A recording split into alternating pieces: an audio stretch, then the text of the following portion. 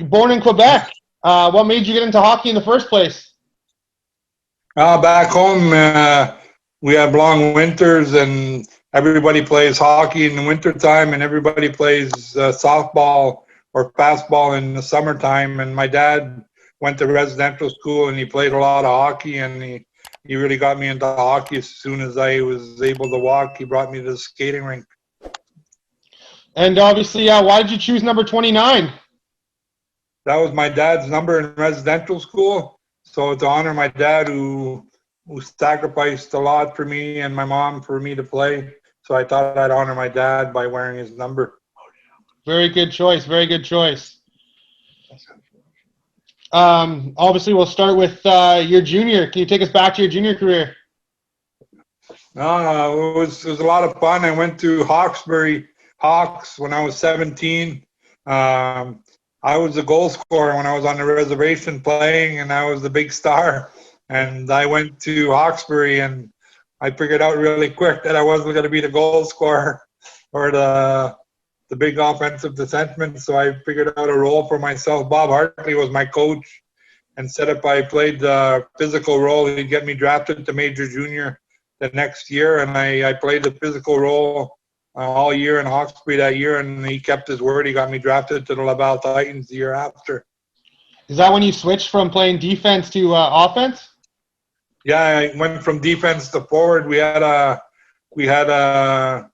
small team, really skilled, and our two best players, Donald Odette and Denis Jolip, who were both 5'7" and 5'8", and people were being physical with them. So the coach at the time, Paulin Bordelot, put me up to play with them so I could keep an eye on people, not roughing them up. And then the biggest moment in our history, obviously, 1990, the NHL draft. You getting drafted 86th overall. Take me back to that day. That was a lot of fun. My agent at the time felt I was going to get drafted, so he flew me out to Vancouver, bought me a brand new suit, and we went to the draft. I was ranked, I think, in the 8th or 9th round. So in those days, they do the first 4 rounds, and then they had a break. So I went to go eat after the 4th round, and I took my time, and I got called early in the 5th round. So I wasn't there when they called my name. I was at the restaurant. I got a note that says you used to be named Wayne.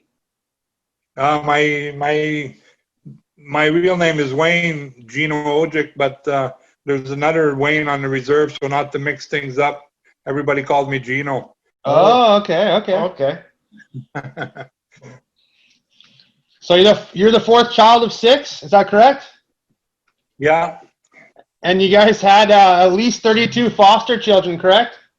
Yeah, my dad really wanted to help. There was a community up north called Rapid Lake that didn't have a high school, so my dad really wanted to help that community out, and we kept a lot of foster kids in our house during those days. And even after I left to play junior, they still kept some kids. Your first game in a Canucks uniform, November 21st, 1990. You ended up fighting Dave Manson and Stu Grimson in a 4-1 win. Can you take me back to that game? Yeah, well, what happened is I got called up the night before, and Phil Whitcliffe, who was the general manager at the time, came and drive me to the airport at 5 o'clock in the morning. And I asked him, Phil, how long am I going up for? And he said, well, Babe Ruth got called up on an emergency basis, and he stayed in the major leagues for 22 years. So it's up to you. So I really wanted to make an impact and give myself a chance to stay in Vancouver. Yeah, we're glad you did. A big jump in salary. It was either fighting for $30,000 in the minors, having a hard time making ends meet, or fighting for $110,000 in the NHL, and still the same amount of fights. At those days, the IHL was just as tough as the NHL. They had Stu Grimson down there, and Link Gates and Kerry Clark and all those guys. So I figured I wanted to stay in the NHL. You have a favorite sports hero growing up? Stan Jonathan was a huge hero of mine. He was a First Nations player. He played for Boston Bruins. I think he scored 27 goals one year. When I was a young guy playing street hockey, I was always saying I'm Stan Jonathan or I'm Chris Nyland from the Montreal Canadiens. I always liked rough players.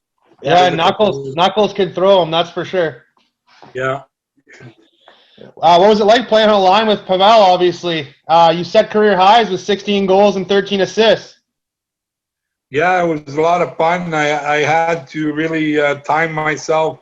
Whenever he was at our blue line, I was at the red line, at the blue, in the line in the middle, and he was at the blue line, and then he'd catch up to me, and we'd get a 2-on-1, and he'd fake shoot and pass it over to me and give me a lot of empty nets that year.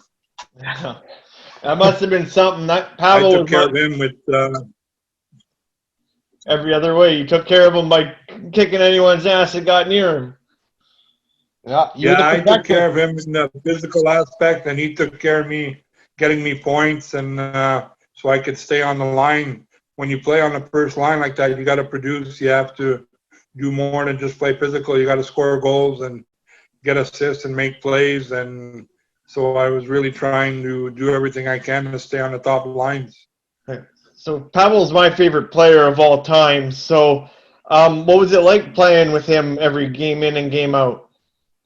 It was fun. You'd end up playing the other team's top D and top defensive line. So, when you're a goal scorer like he was, people don't understand how hard it is to score, because the line you're playing against, they don't care about scoring. They just want to stop you. So you really have to be good on the power play and really take advantage of your chances, because you're not going to get a million chances when you're playing against the other team's top defensive line and top D. What's your favorite sports movie? Oh, Lordy. I can't even. Miracle on Ice was I liked that one. Okay, that's a good one. Yeah, most people pick that or they pick Slapshot. Hey, Tanny just said Miracle on Ice. Yeah, well, they had a bunch of actors from BC at the time, and it was fun to see him. They had Sasha Lakovic, who played a big role, and Ryan Walter was the head guy to bring actors along, and they did a great job. I really enjoyed the movie. During your 8 seasons for the Canucks, you had 6 years with 200 penalty minutes, twice with 300 penalty minutes. What's it like owning those records? Yeah, well, the way the game's played nowadays, I don't think anybody will break that record. Yeah. There's not very many penalties anymore, or game misconducts, or fighting majors. So it's a good record. It's fun to be recognized as part of as a player who has a record with the Canucks.